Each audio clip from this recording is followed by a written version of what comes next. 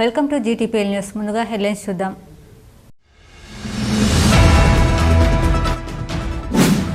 బహుజనులకు న్యాయం చేయడం కోసం, రిజర్వేషన్లు పెంచడం కోసం కాంగ్రెస్ ప్రభుత్వం తీసుకున్న నిర్ణయాన్ని దళితులు, బీసీ అందరూ స్వాగతించాలన్న రామగుండం ఎమ్మెల్యే రాజ్ ఠాకూర్.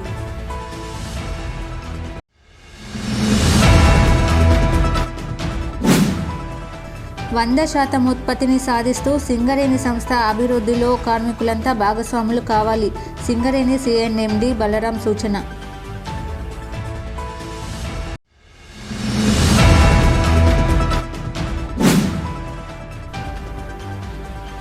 గోదావరి బ్రిడ్జ్ వద్ద మినీ సమ్మక్క సారలమ్మ జాతరలో కనిపించని భక్తుల సందడి. మినీ జాతరపై పబ్లిసిటీ చేయని జాతర కమిటీ సభ్యులు.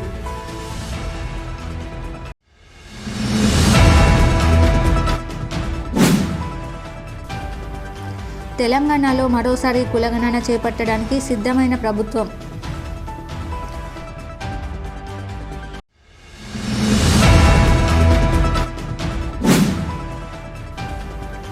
ప్రపంచ మేధావి స్ఫూర్తి ప్రదాత డాక్టర్ బాబాసాహెబ్ అంబేద్కర్ సింగరేణి సిఎన్ఎండి బలరాం వెల్లడి.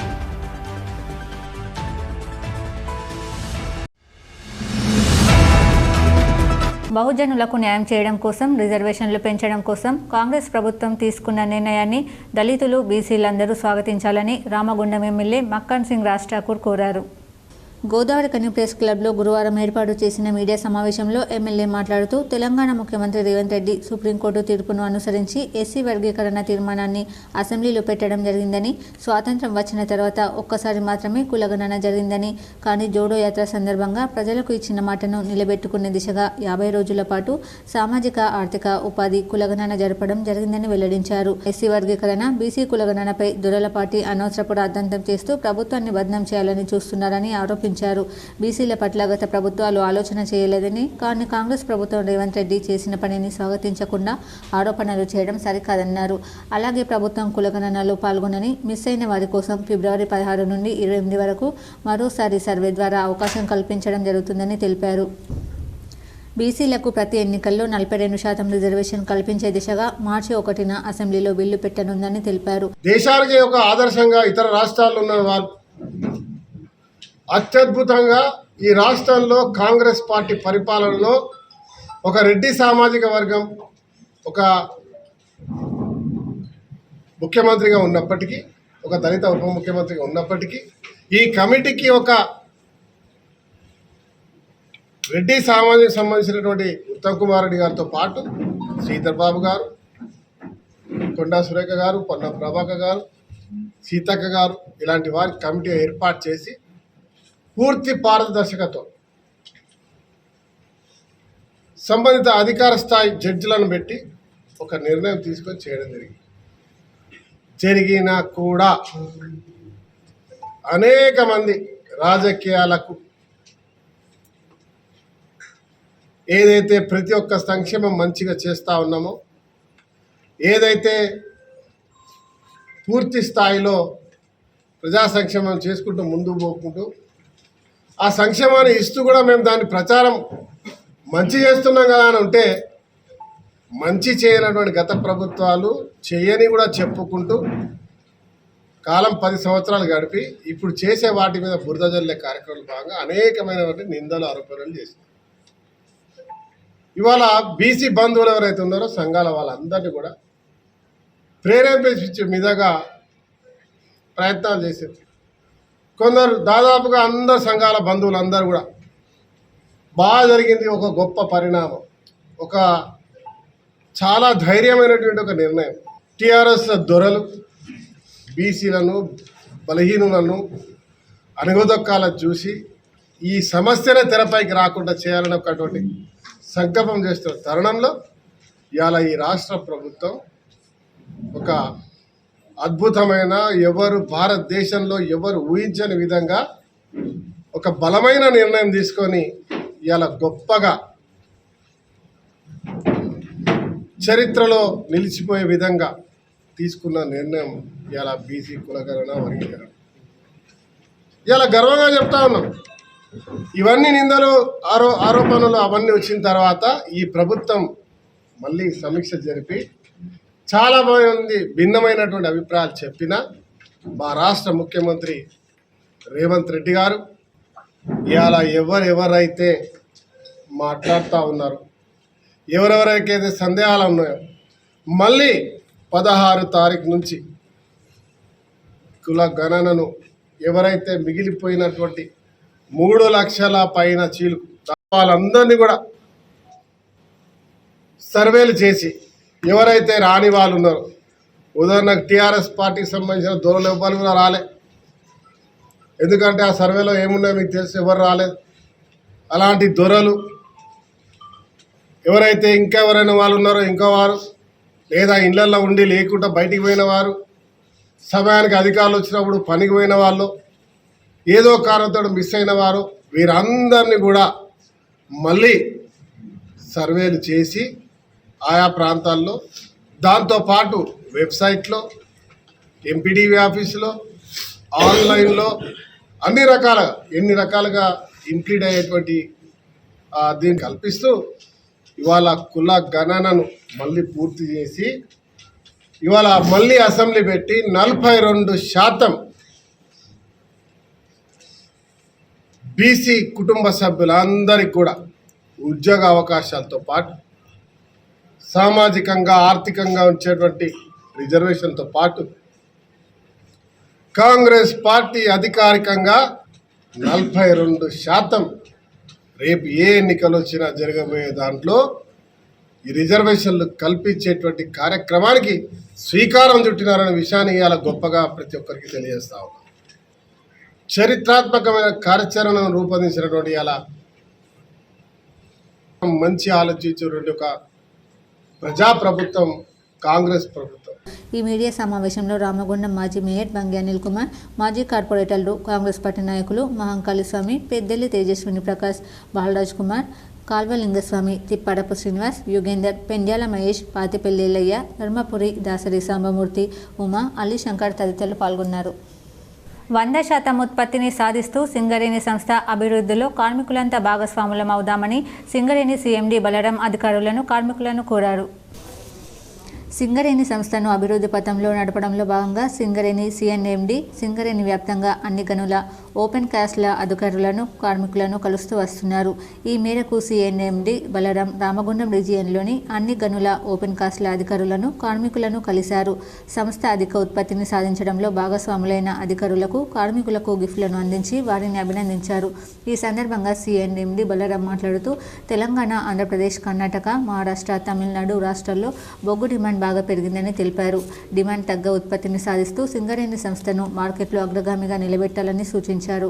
నవంబర్, డిసెంబర్, జనవరి, ఫిబ్రవరి, మార్చ్, ఏప్రిల్, మే మాసాల్లో బొగ్గు డిమాండ్ బాగా ఉంటుందని, థర్మల్ పవర్ ప్రాజెక్టులకు డిమాండ్ తగ్గ బొగ్గును 100% ఇప్పటికే అందిస్తున్నామని, ఇది తగ్గకుండా ఉత్పత్తిని పెంచడం కోసం అధికారులు, కార్మికులు అందరూ కృషి చేయాలని కోరారు. అలాగే ప్రతి గనిపై ఓపెన్ కాస్ట్లలో వెళ్లి కార్మికులకు ఏమైనా సమస్యలు ఉన్నాయా, పరికరాల అవసరాలు ఏమైనా ఉన్నాయా తెలుసుకోవడం జరుగుతుందని సిఎన్ఎండి తెలిపారు. 2 రోజులుగా మనము సింగరేణిలోనే ఎక్కువ మంది కార్మికులు ఉండేది మన రామగుండం, శ్రీరాంపూర్, మందమరి, బెల్లంపల్లి ఏరియాస్లో. ఇక్కడ దాదాపుగా 30,000 మంది కార్మికులు ఉద్యోగాలు చేస్తున్నారు. అండర్ గ్రౌండ్ మైన్స్ కానీ, ఓపెన్ కాస్ట్ మైన్స్ కానీ మొత్తం ఇక్కడే కేంద్రీకృతమై ఉన్నాయి. ఈ యొక్క పర్యటన ముఖ్య ఉద్దేశం ఏంటంటే ప్రతి కార్మికులు, ఉద్యోగులు మనం ఎన్ని గంటలు పని చేస్తున్నామో ఇప్పుడు దానికంటే పని గంటలని ఇంప్రూవ్ చేయడం వల్ల కంపెనీ యొక్క లాభాలు పెరుగుతాయి, ప్రొడక్షన్ పెరుగుతుంది, డిస్పాచెస్ పెరుగుతుంది, అండ్ ఓపీ కూడా పెరుగుతుంది. దీంతోపాటు మనకి ఇప్పుడు ఎండాకాలం ఇప్పటికే స్టార్ట్ అయింది. మన తెలంగాణ రాష్ట్రంలో కానీ, ఆంధ్రప్రదేశ్ కానీ, కర్ణాటక, మహారాష్ట్ర, తమిళనాడులో ఈ యొక్క డిమాండ్, కోల్ డిమాండ్ బాగా పెరిగింది. ఈ టైమే మనకు దాదాపు జూన్, జూలై, ఆగస్టు, సెప్టెంబర్ ఒక 4 నెలల పాటు మనకు బొగ్గుకు పెద్ద డిమాండ్ ఉండదు. ఏదైనా కంపెనీ ఇంకా అభివృద్ధి చెందాలంటే మన ప్రొడక్షన్ నవంబరు, డిసెంబర్, జనవరి, ఫిబ్రవరి, మార్చి, ఏప్రిల్, మే అనేది చాలా కీలకము. అలాగే ఇప్పుడు దాదాపుగా మనము పవర్ డిమాండ్ చూశారు. ప్రతి సంవత్సరము మార్చి నెలలో మనము హైయెస్ట్ డిమాండ్ అనేది అవుతుండే, కానీ మొన్న మన తెలంగాణ జన్కోస్ చూస్తే, ట్రాన్స్కోస్ చూస్తే మొన్న ఫిబ్రవరికి ఆ డిమాండ్ మన గత ఏడాది డిమాండ్ను దాటేసాము.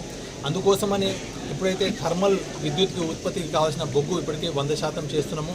అన్ని థర్మల్ పవర్ ప్లాంట్ దాకా దాదాపుగా 15 నుంచి 20 రోజులు సరిపడా బొగ్గు నిల్వలు ఉన్నాయి. దీన్ని మరింతగా పెంచేందుకు ఈ యొక్క పర్యటన దోహదపడుతుంది. దాంతోపాటు మన కాస్ట్ ఆఫ్ ప్రొడక్షన్ కూడా కొద్దిగా తగ్గడం వల్ల ఈ భారము మిగతా జెన్కోస్ పైన పడకుండా అవి కూడా జెన్కోస్ కానీ ట్రాన్స్కోస్ కొంత అభివృద్ధి వచ్చి ప్రజలకు కూడా ఈ విద్యుత్ ఛార్జీలు ఎక్కువగా పడటానికి మన యొక్క ఎఫిషియన్సీ దోహదపడుతుందనే ఉద్దేశంతో ఈ యొక్క విజిట్ని చేసుకున్నాము. ఇది దాన్ని దాదాపు కార్మిక చైతన్య యాత్రగా కూడా అనుకున్నాము. దీంతోపాటు ప్రతి అండర్ గ్రౌండ్ మైన్ ప్రతి ఓపెన్ కాస్ట్ మైన్ దగ్గర వెళ్ళేసి వాళ్ళకి ఏమైనా సమస్యలు ఉన్నాయా మీరు ఏమీ చెప్పండి, లేకుంటే బోర్డ్స్ లేవా, టబ్స్ లేవా, లేకుంటే మీకు స్టవింగ్ మెటీరియల్ లేదా, లేకుంటే మీకు డోజర్ కావాలా, డంపర్లు కావాలా, ఏ సమస్యలు ఉన్నాయి, లేకుంటే మొన్న చూసాము ఇది IK1లో అక్కడ chair car system man ride system రాలేదు, దానిగా త్వరితంగా పూర్తి చేయడం. అండ్ ఇట్లా మనం ఓన్లీ ఈ పర్యటన అంతకుముందు ఏం చేసేవాళ్ళం జనరల్ మేనేజర్ కానీ మనం PO వరకే ఏజెంట్ వరకే పరిమితం అయ్యేవాళ్ళం. ఇప్పుడు అట్లా కాదు. మెయిన్ మనకు క్రూషియల్ పర్సన్స్ ఎవరు ఉంటారు అండర్ గ్రౌండ్లో పనిచేస్తారు కానీ OBలో OCలో పనిచేసే వాళ్ళతో ఇంటరాక్ట్ కావడము. మెయిన్ మైన్ మేనేజర్ కానీ ఆ తర్వాత అండర్ మేనేజరు, అసిస్టెంట్ మేనేజరు, సర్దారు, ఎలక్ట్రీషియను, ట్రామరు, ఆపరేటరు వీరందరితో ఇంటరాక్ట్ అయింది. దీనివల్ల ఏంటంటే వాళ్ళ నుంచే నేరుగా ఏమైనా సమస్యలు ఎట్లా ఉంటుంది, దాన్ని అధిగమించడం ఎట్లా, మీరు దానికి సూచనలు ఇవ్వండి. నాకు ప్రొడక్షన్ కావాలా, సేఫ్టీ కావాలా, మీకు కావాల్సిన చేయండి. ఇమ్మీడియట్గా వీటిని మీరు చెప్పినవన్నీ కూడా మనం నోట్ చేసుకొని మళ్ళీ కార్పొరేట్లో ఇంకో రివ్యూ పెట్టుకొని దీనిపైన అన్ని నిర్ణయాలు ఎప్పటికప్పుడే మొత్తం ఇవి శాంక్షన్స్ అప్రూవల్ ఇచ్చేసేసి ఇటు ప్రొడక్షన్కి అండ్ ఇటు డిస్పాచెస్కి అండ్ ఓవరాల్ ప్రాఫిటబిలిటీ క్వాలిటీ పెంచడానికి ఈ పర్యటన బాగా దోహదపడుతుంది. గోదావరి బ్రిడ్జ్ వద్ద మినీ సమ్మక్క సారలమ్మ జాతరలో భక్తుల సందడి కానరావడం లేదు. సమ్మక్క పున్నమి సందర్భంగా గోదావరి బ్రిడ్జ్ వద్ద జాతర కమిటీ సభ్యులు బుధవారం మినీ సమ్మక్క సారలమ్మ జాతరను ప్రారంభించారు. ఈ జాతర వేడుకలను ఆర్జీవన్ GM లలిత్ కుమార్ కోయ పూజారులతో కలిసి ప్రారంభించగా జాతర కమిటీ సభ్యులు మినీ జాతరకు సరైన పబ్లిసిటీ కల్పించకపోవడంతో జాతరలో భక్తుల సందడి తక్కువగా ఉంది. తెలంగాణ ప్రభుత్వం మహిళలకు ఫ్రీ బస్సులను కల్పించడంతో మహిళా భక్తులంతా మినీ మేడారం జాతరకు వెళ్తుండడంతో ఈసారి మినీ మేడారం జాతరలో భక్తుల తాకిడి పెరిగింది.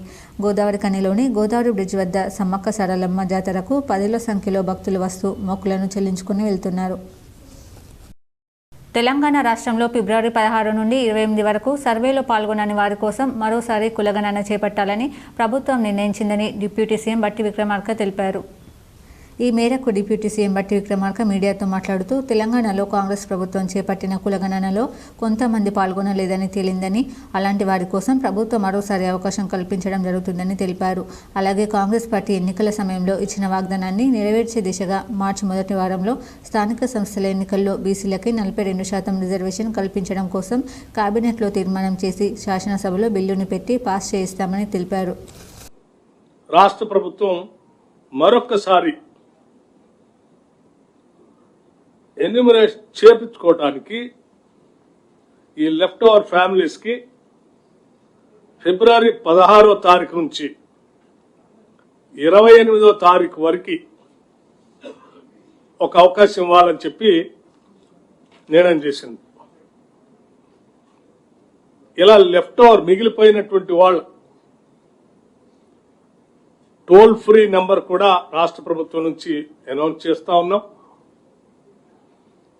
మండల వారిగా, డివిజన్ వారిగా గతంలో ఏ రకంగా అయితే ఎన్యూమరేషన్ చేశామో ఆయా మండలాల్లో ఆ మండల్ డెవలప్మెంట్ అధికారి దగ్గర ప్రజాపాలన సందర్భంగా ఏర్పాటు చేసిన వ్యవస్థలో అక్కడ తిరిగి ఆ మిగిలిపోయినటువంటి వాళ్ళు ఎవరైనా వస్తే వచ్చి అక్కడ అప్లికేషన్స్ ఇవ్వచ్చు. శాసనసభలో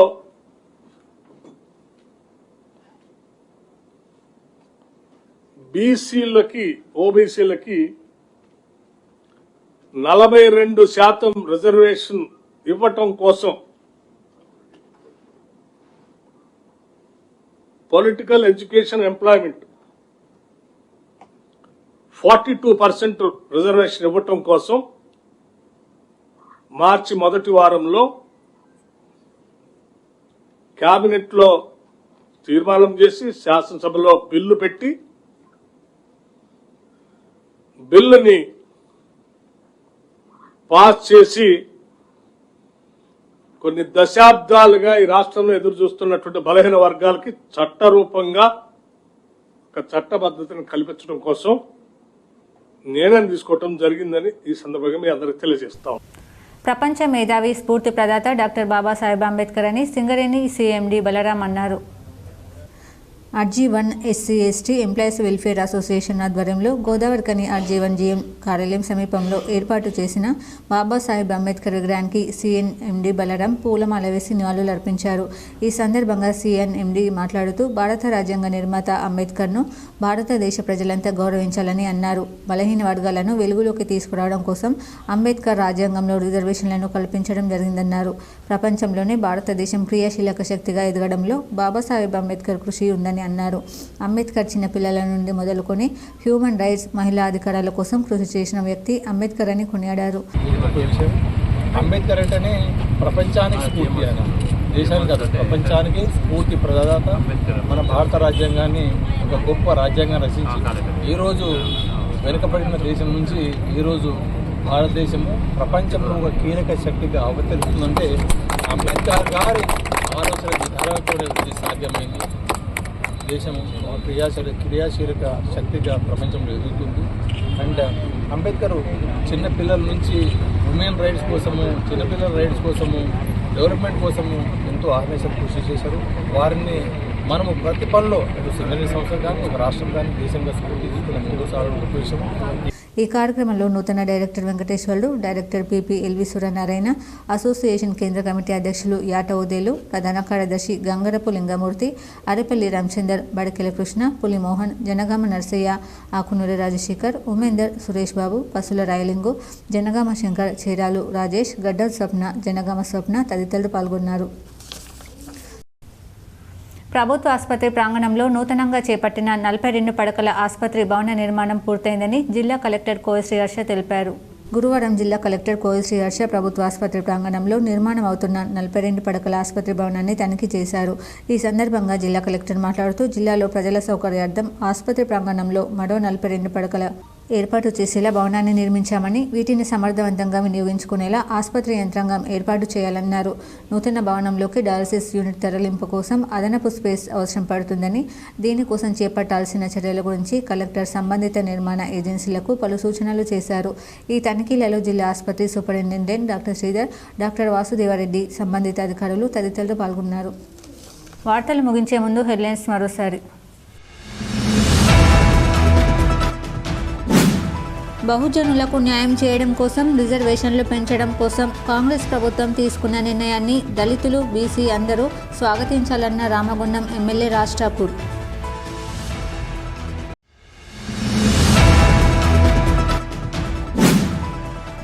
%100 ఉత్పత్తిని సాధిస్తూ సింగరేణి సంస్థ అభివృద్ధిలో కార్మికులంతా భాగస్వాములు కావాలి. సింగరేణి CNMD బలరాం సూచన.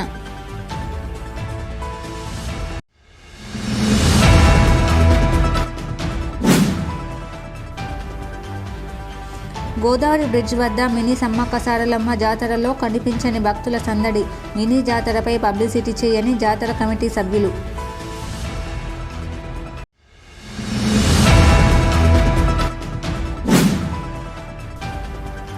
తెలంగాణలో మరోసారి కులగణన చేపట్టడానికి సిద్ధమైన ప్రభుత్వం.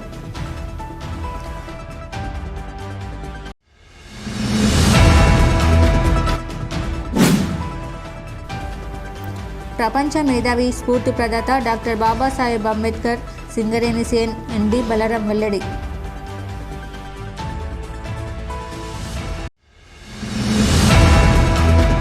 ఈ వార్తలు ఇంతటితో సమాప్తం. తిరిగి ప్రసారమయ్యే వార్తలు మళ్ళీ కలుద్దాం. అంతవరకు చూస్తూనే ఉండండి మీ GTPL న్యూస్.